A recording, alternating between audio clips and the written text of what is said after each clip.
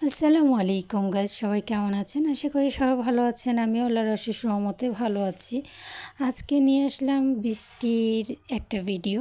বৃষ্টি মানে হচ্ছে আল্লাহর রহমত। তো আল্লাহর রহমত যেহেতু বর্ষিত হচ্ছে, আর আজকে ভিডিওতে ধারণ করছি বৃষ্টি।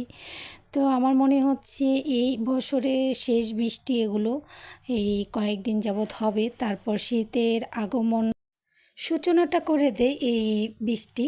তো আজকে যখন আমি এই ভিডিওটা ধারণ করছিলাম সেদিন সারাদিন ছিল বৃষ্টি।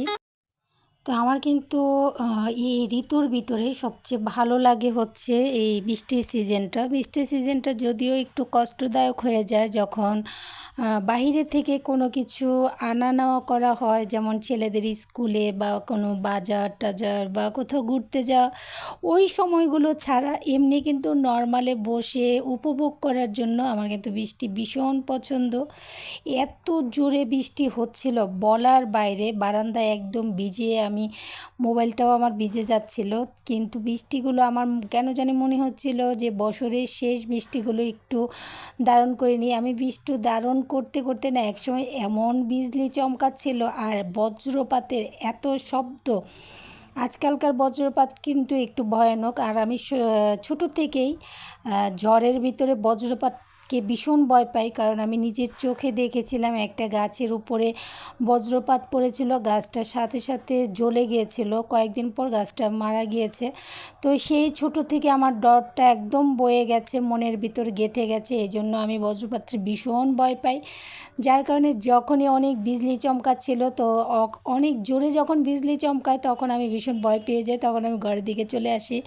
সেটা আমার আজকে থেকে না, অনেক ছোটো কাল থেকেই। তো আমি ওই বারান্দাটাতে অত সুন্দর করে বৃষ্টি উপভোগ করার ভিডিও ধারণ করতে পারছিলাম না। তো এইখানে আমার অনেকগুলো গাছের ভিতরে শিশির শিশির করে বিন্দু বিন্দু করে পড়ছিল, সরি শিশির হবে না, বিন্দু বিন্দু হবে। তো বিন্দু বিন্দু করে যখন ফোঁটা ফোঁটা বৃষ্টির পড়ছিল, ওটাই শুধু নেওয়া যাচ্ছিল, আর বাইরে শুধু অন্ধকারের মতো দেখা যাচ্ছিল। তো যেহেতু বাংলাদেশটা 6 ঋতুর দেশ, তো বর্ষাকাল শেষ হয়ে যাচ্ছে, শীতের আগমন চলছে। তো শীতের আগে কিন্তু এরকম অসম্ভব মৌসুমধারায় বৃষ্টি হওয়াটা হচ্ছে শীতের লক্ষণ। শীতকে নামিয়ে দেওয়ার জন্য এই বৃষ্টির ঠান্ডা প্রভাবটা পড়ে যায় পুরো বাংলাদেশের জমিতে। ঢাকা অত একটা শীত পড়ে না, তারপর যখন একদম শীতের যখন শৈত্যপ্রবাহ হয় তখন কিন্তু ঢাকাও বেশ শীত পড়ে। তো সেটারই আগমন করে দিচ্ছে এই বৃষ্টি।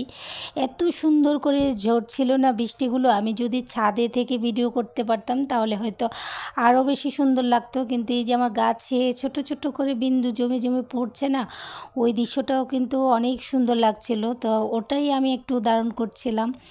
বৃষ্টি কার না পছন্দ বলুন তো? একবার হলেও বৃষ্টিতে ভিজে না, বছরের বৃষ্টিতে সে কিন্তু ওরকম মানুষ পাওয়াই কিন্তু সে যেই কারণেই হোক, হয়তো নিজের অপছন্দে হোক বা যে কোনো একটা কারণে, কিন্তু বৃষ্টি কিন্তু সবাইকে ভিজিয়ে দেয়, সেটা কিন্তু মানতে হবে। দেখা গেল ছাতা নিয়ে যাইনি, হঠাৎ করে বাইরে গিয়েছি, ওই সময়টা কিন্তু একদম বৃষ্টি চলে আসলো। এই যে দেখছেন আমার ক্যামেরাটা একটু নড়ে চড়ে উঠলো, তখন কি হয়েছে জানেন? এত জোরে বজ্রপাতের আওয়াজ হয়েছিল, আমি সোজা ঘরে একদম দৌড়। তো পরে আবার আসলাম ভিডিও করতে, যেহেতু একটু সময়ের জন্য ভিডিওটা ধারণ করে রাখতে চাচ্ছিলাম বৃষ্টির, কারণ আমি অনেকগুলো ভিডিও এর আগে ডিলিট করে দিয়েছি, একটু ফ্যামিলিগত মন মালিন্যতার কারণে ভিডিওগুলো ডিলিট করে দিই। যাই হোক, চ্যানেলে যদি কোনো রকমের স্ট্রাইক বা সমস্যা না হয় তাহলে আবারও ভিডিও কন্টিনিউ রাখতে চাচ্ছি গাছপালা দিয়ে আপনাদের মাঝে।